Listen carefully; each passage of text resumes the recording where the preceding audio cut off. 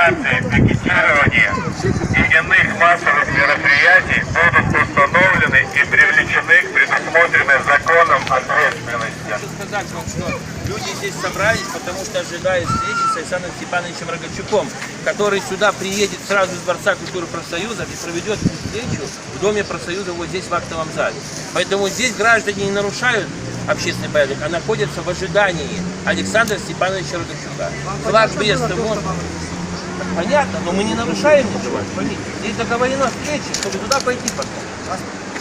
Мне сказали об этом. У нас Поэтому есть... я знаю, что закон... Это ваше предупреждение сейчас не относится. Вы слышите? Не относится оно к тому, что сейчас происходит. Потому что здесь люди собрались, чтобы их потом встретил Геннадий Иванович и отвел туда, понимаете? Отвел в дом, именно в дом. Мы сейчас повторим. Зачем повторять? Я же не делаю ничего.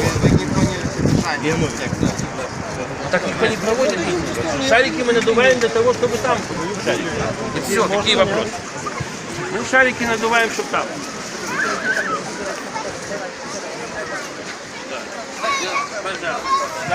Такие можно, нет? Можно. А такие не дают? Виталя выдал.